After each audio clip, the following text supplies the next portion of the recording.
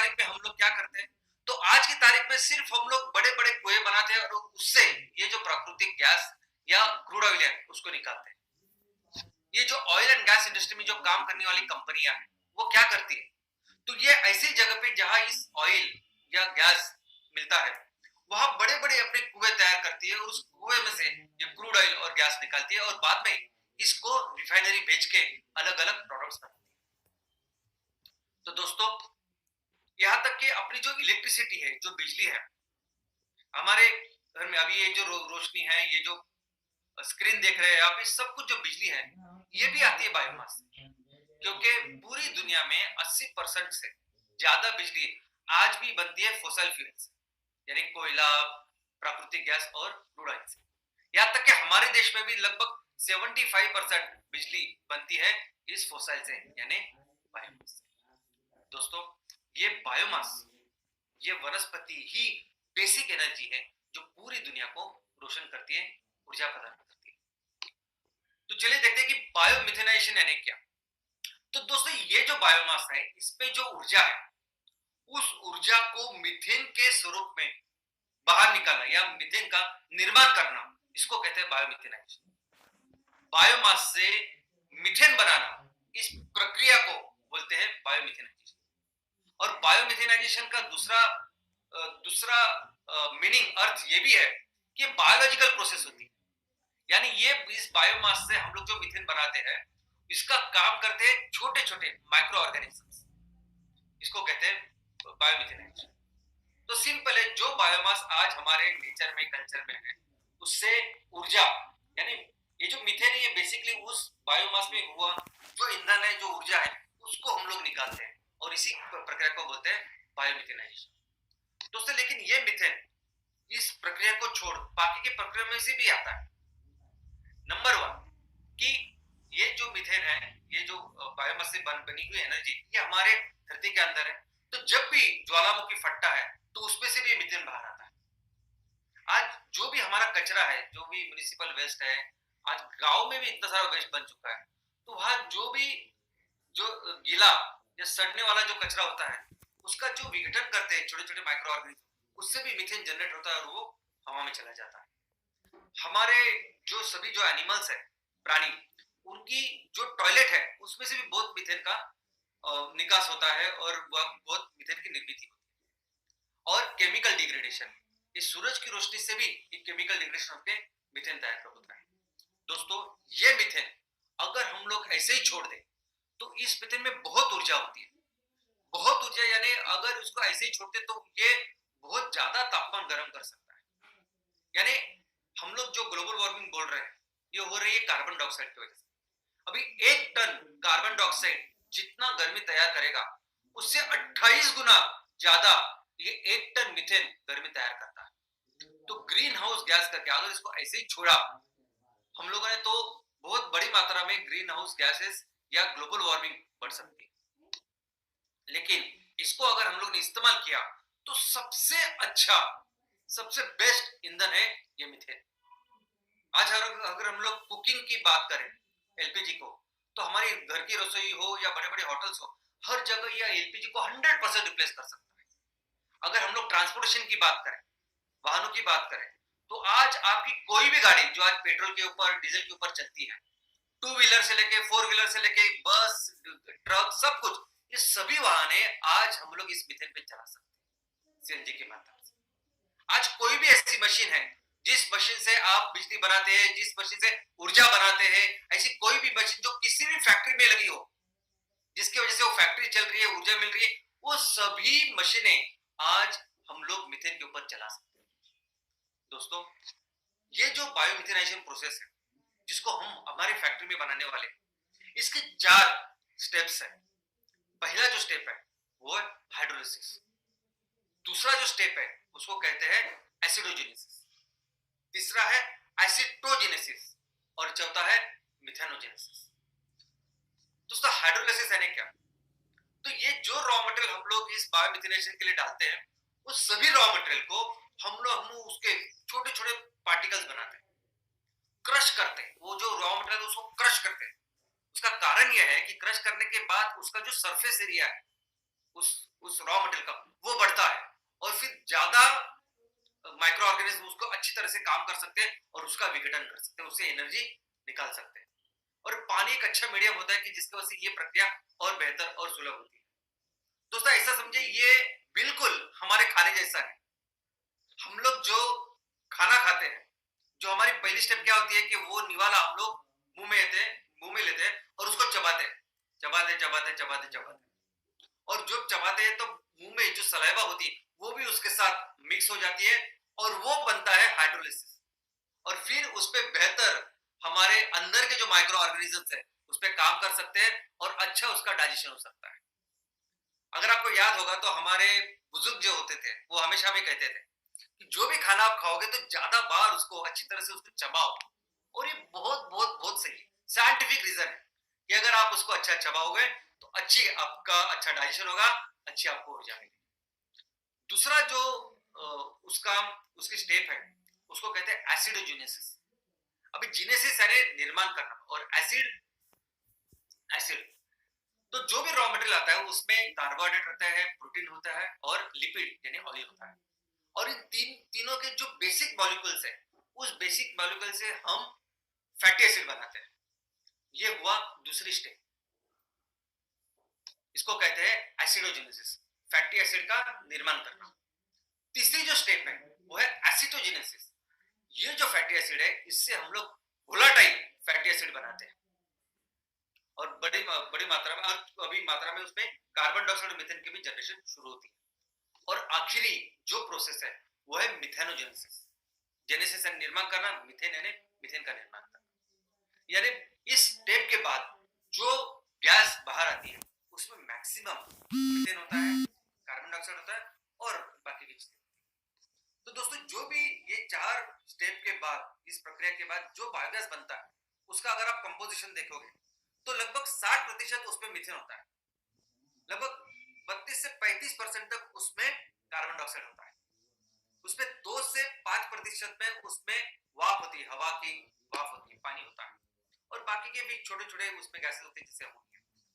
दोस्तों जितना बेहतर आपका डाइजेशन होगा, जितना बेहतर ये चार स्टेप्स होंगे उतना बेहतर डाइजेशन होगा, उतनी बेहतर उससे ऊर्जा हम लोग निकाल सकते हैं और उतना बेहतर हमारे बायोगैस में मीथेन होगा।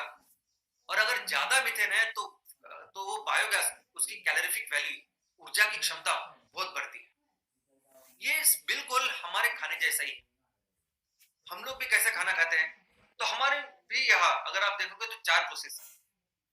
हम लोग तो पहला जो हाइड्रोलाइसिस करते हो मुंह में खाना खाते हैं, वहां थोड़ा सा पहला डाइजेशन होता है।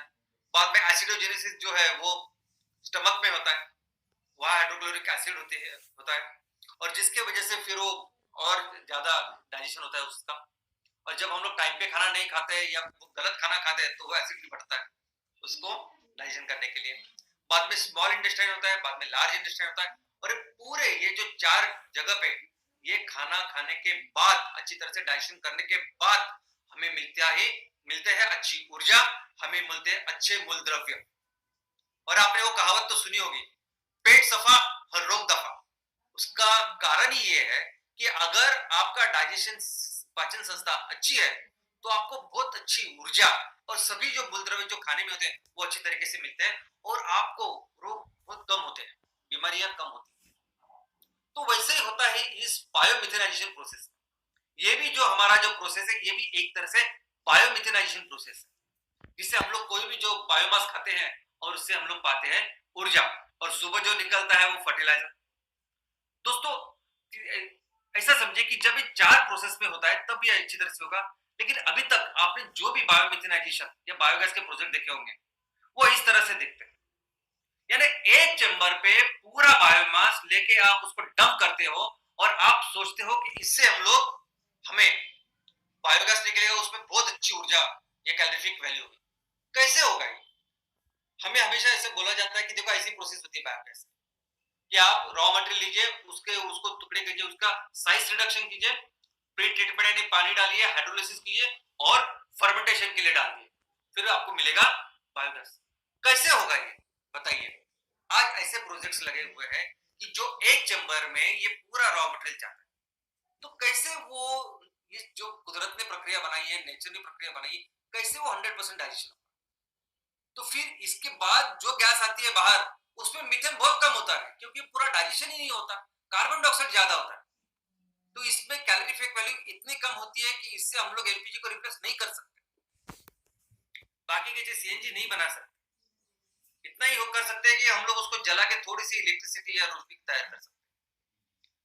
दोस्तों ये करने के लिए इसी लोग हमारी जो अगर टेक्नोलॉजी अगर आप देखोगे, एमसीएल का अप्रोच अगर देखोगे, तो एमसीएल में तो हर चीज के लिए, हर एक स्टेप के लिए अलग अलग स्वतंत्र ऐसा रिएक्टर है, और ये रिएक्टर है जो हर स्टेज को अच्छी तरह से क्लियरली पूरी तरह से तैयार करता है। और इस रिएक्टर में हम लोगों ने सेंसर्स भी रखे, पीएच, टेम्परेचर, ताकि हर प्रोसेस अच्छी तरीके से। अब इस बायोमिथेनाइजेशन प्रोसेस के लिए क्या क्या रॉ मटेरियल आज की तारीख में यूज होता है? तो जैसा मैंने कहा कि बायोमिथेनाइजेशन में कोई भी बायोमास हम लोग यूज कर सकते हैं। ये पूरा जो वनस्पति से, प्राणी से और उनका जो कोई उनके प्रोडक्ट्स हैं, वो सब से हम लोग बायोमिथेनाइजेशन कर सकते हैं और उसकी से ऊर्जा प्राप्त कर सकते हैं। लेकिन आज की तारीख में जितने भी प्रकल्प, जितने भी प्लांट, जितने भी प्रोजेक्ट्स बायोमिथेनाइजेशन के भारत में लगे हैं, 99% ये जो प्रोजेक्ट्स हैं ये बने हैं सिर्फ और सिर्फ वेस्ट के ऊपर। यानी चाहे वो म्युनिसिपालिटी का गीला कचरा हो, चाहे वो खेती का कचरा हो, चाहे जो एनिमल्स है उनका गोबर हो, उसके ऊपर ये प्लांट्स मैक्सिमम लगे हैं। यहाँ तक कि हमारे जो सतत स्कीम है, सतत स्कीम में अगर आप देखोगे कि भारत सरकार को 5000 ऐसे प्लांट लगाने, जैसे जिससे हम लोग सीबीजी यानी कंप्रेस्ड बायोगैस हम लोग तैयार करें। लेकिन इस सीबीजी के लिए रॉ मटेरियल का क्या है, अगर आप उस पर देखोगे तो उसके लिए रॉ मटेरियल ने ग्रामीण स्वच्छता ग्रामीण योजना जो है, उसमें से गांव का जो कचरा है, एग्रीकल्चर जो वेस्ट है, उसको उन्होंने रॉ मटेरियल यहाँ लिया। यानी हमारे इस सिस्टम में अगर आप देखोगे तो बायोमिथेनेशन प्रोजेक्ट यानी क्या, तो कचरे का प्रोजेक्ट यानी बायोमिथेनेशन प्रोजेक्ट ऐसा सब जगह बना है। हर म्युनिसिपालिटी में, हर जगह आप अगर कोई भी बायोगैस, कोई भी बायोमिथेनेशन का प्रोजेक्ट आप देखो ना, तो उसका एक ही मकसद होता है कि कचरा जो है, वेस्ट जो है, उसका 100% ट्रीटमेंट करना। तो वो संकल्प, वो स्टेटस बन चुका है हमारे इस बायोमिथेनेशन प्रोजेक्ट का। लेकिन दोस्तों क्या आप जानते हैं कि दुनिया में बायोमिथेनाइजेशन के ऊपर काम करने वाला भारत देश सबसे पहला देश, बहुत पहले। यानी इस बायोमिथेनेशन के ऊपर, इस बायोगैस के ऊपर पॉलिसी बनाने वाले, प्रोजेक्ट्स लगाने वाले सबसे कोई अगर देश होगा, सबसे ज्यादा, सबसे पहले काम शुरू करने वाला, वो है हमारा भारत देश। और इसका कारण यह है कि जैसे हम लोग अभी आबादी में दूसरे स्थान के ऊपर है, वैसे ही जो प्राणी हो, ये जो जानवर है, उसकी आबादी में हम लोग सैकड़ों साल से नंबर 1 पे है। यानी हमारे यहाँ जितनी आबादी है, उतनी आबादी पूरी दुनिया में कहीं नहीं। इसीलिए इस जानवरों के जो उनका काउडंग था, उनका गोबर था, उसके ऊपर बायोगैस के प्रोजेक्ट यहाँ पहले से लगते हैं। अगर आप रिकॉर्ड देखोगे तो 1800 सदियों में भी ये प्रोजेक्ट लगे हैं। पहला जो कमर्शियल प्रोजेक्ट अगर आप देखोगे तो 1939 में प्रोजेक्ट लगाया गया, जो मुंबई में दादर में लगाया था, और उससे बिजली बना के उन्होंने स्ट्रीट लाइट की। तो तब से लेके इतने सारे प्रोजेक्ट हमारे देश ने लगाए हैं। ये बाकी के देश में कहीं भी इतना काम नहीं हुआ होगा जितना हमारे देश में हुआ है, इतने साल से, सदियों से होता आ रहा है। और अगर आप देखोगे कितने प्रोजेक्ट हम लोगों ने लगाए, तो 1990 में, 91 में लगभग 12.5 लाख प्रोजेक्ट ऑन पेपर हमारे इधर थे। और आज 2012-13 की बात करें तो लगभग 45 लाख प्रोजेक्ट्स बायोगैस के इंडिया में लग चुके हैं। लेकिन इनसे कितनी ऊर्जा तैयार हो रही है, कितना गैस तैयार हो रहा है?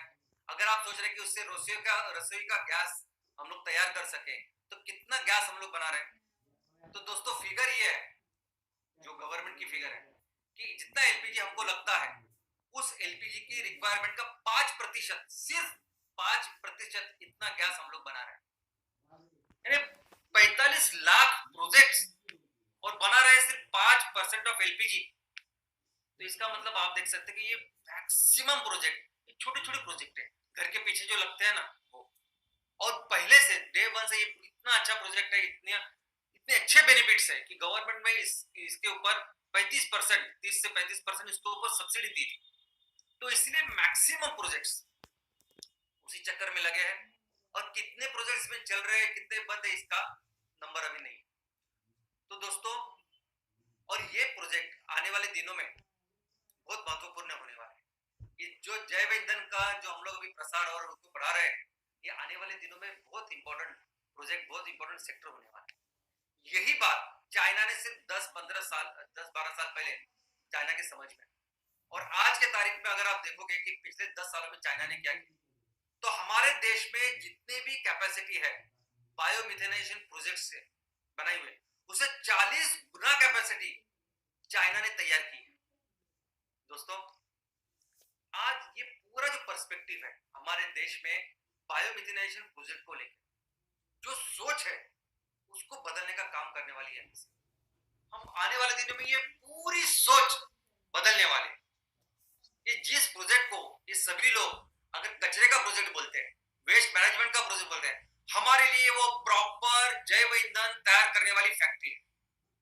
हम ये प्रोजेक्ट जो बायोमिथेनाइजेशन प्रोजेक्ट लगेंगे ना, वो सभी जैसे कोई इंडस्ट्री में लगता है ना, अगर आप स्टील की फैक्ट्री लगाते हो, आप किसी वाहन या कार तैयार करने वाली फैक्ट्री लगाते हो, आप मोबाइल तैयार करने वाली फैक्ट्री लगाते हो, आप कोई भी फैक्ट्री अगर आप लगाते हो तो क्या क्या सोचते हो उसके बारे में, रॉ मटेरियल कितना तैयार करेंगे, कहाँ पे, सब कुछ। वैसे ही हमारे लिए ये जो है, ये बायोमिथेनाइजेशन का प्रोजेक्ट है, ये प्रॉपर एक इंडस्ट्री की फैक्ट्री, और ये हमारे लिए 100% ऑयल एंड गैस प्रोजेक्ट, जिसपे हम लोग ये रिन्यूएबल ऑयल एंड गैस तैयार करेंगे, और ये पूरे जो हमारे आज मार्केट में ये फॉसिल फ्यूल जो चलता है, जो बाहर से लाते हैं, उसको हम 100% रिप्लेस करेंगे।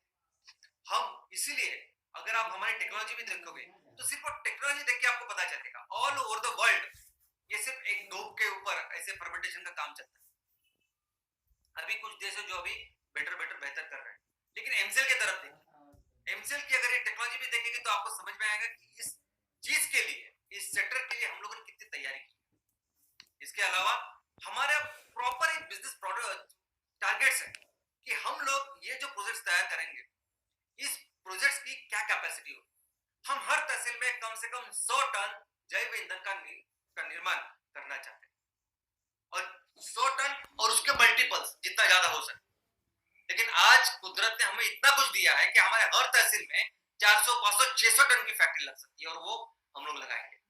और जैसे आप कोई भी दूसरी, जैसे आप कार तैयार करने की फैक्ट्री लगाते, और आप फिर देखते हो कि मुझे अगर साल में 1000 कारें तैयार करनी है, तो हमें इतना टायर लगेगा, इतना स्टील लगेगा, इतनी बैटरियां लगेगी, इतना सब कुछ लगेगा, यानी रॉ मटेरियल के बारे में सोचते हैं। वैसे ही रॉ मटेरियल इसके लिए कितना लगेगा, ये भी हम लोगों ने सोच के रखा है। कौन सा रॉ मटेरियल लगेगा, कितना रॉ मटेरियल लगा, कितने हेक्टर के ऊपर हम लोग ये रॉ मटेरियल करवा के लेंगे, और ये प्रॉपर जैसे वहां आप स्टील कहां से लेते हैं, वेंडर से लेते हो, उनको पैसे दे, वैसे ही हम अपने किसान भाइयों से ये रॉ मटेरियल प्रॉपरली कमर्शियली तैयार करके लेंगे। और ये जो रॉ मटेरियल उसका नाम है नेपियर ग्रास। अब ये नेपियर ग्रास कितना आएगा, किसानों को कितना फायदा होगा, ये भी बहुत ही क्लियर है।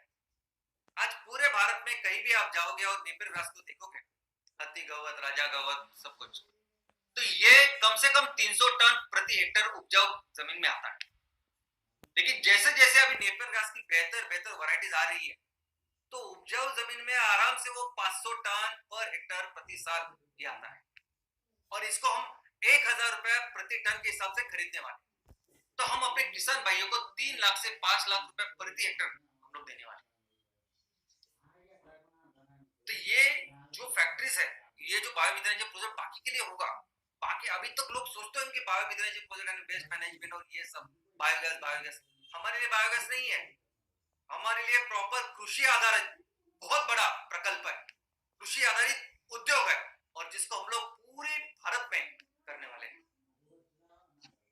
अभी इस बायोमास के लिए हमने देखा कि नेपियर ग्रास हमारे भारत के लिए बहुत अच्छा है, लेकिन ऑल ओवर द वर्ल्ड, पूरी दुनिया में बायोमास का सोर्स करके अलगे के ऊपर काम चल रहा है। अभी अलगे यानी क्या, अलगे यानी शैवाल, अलगे यानी काई।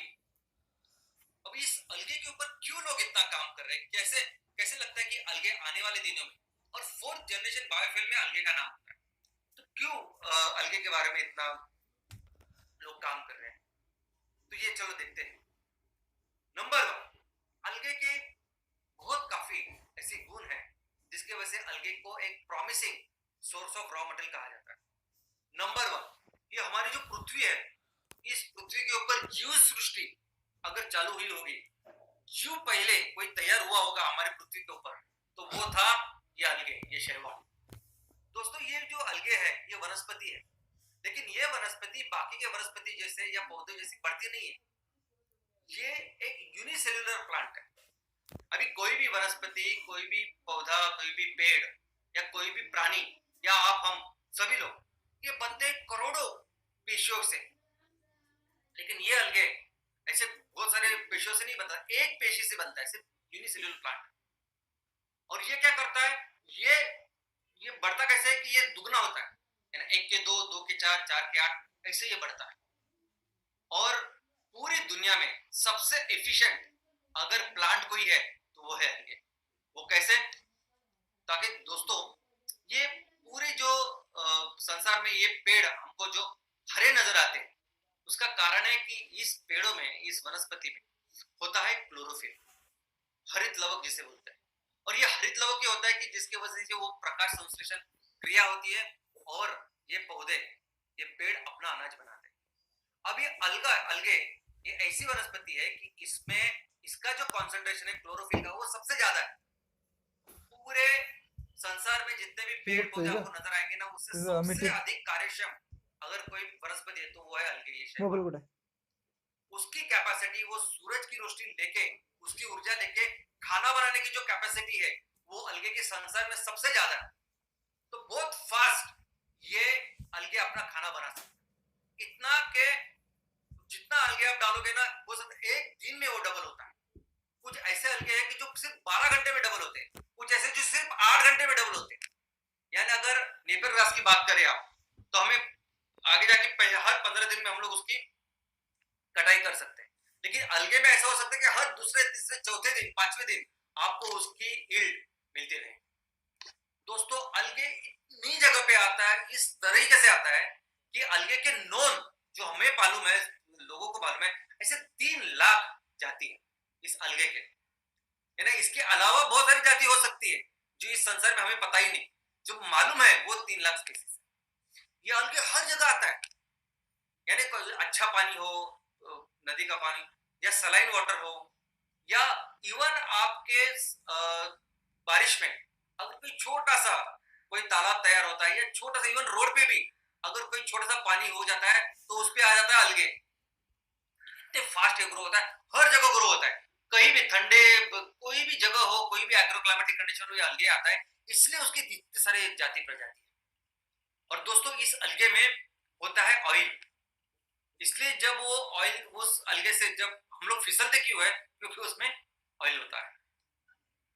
और ये इसका कारण ये है कि बहुत छोटे छोटे लेयर पे भी ये आता है, क्यों है, क्योंकि अलगे को, इस शैवाल को आने के लिए पानी का सिर्फ ऊपर का 1 सेंटीमीटर इतना ही भाग चाहिए होता है, वो नीचे नहीं ग्रो होता, वो सिर्फ ऊपर ही अपना लेयर बनाता है। 1 सेंटीमीटर इतना पानी रहा ना तो भी अलगे आएगा। तो इसीलिए हर जगह पर ये आता है। और लगभग 72 ऐसी चीजें हैं, फैक्टर्स है जो अलगे की ग्रोथ कंट्रोल करते हैं। यानी बहुत स्पेसिफिक, बहुत ही विशिष्ट ऐसी वनस्पति जिसको इतने सारी चीजें लगती है या कंट्रोल करती है, जिसमें माइक्रोन्यूट्रिएंट्स है, मैक्रोन्यूट्रिएंट्स है, कार्बन डाइऑक्साइड कितना चाहिए, ऑक्सीजन टॉक्सिसिटी नहीं होनी चाहिए, वो लेयर बदलने जैसी बहुत सारी चीजें इसमें आती है। पूरी दुनिया में अलगे की खेती होती है,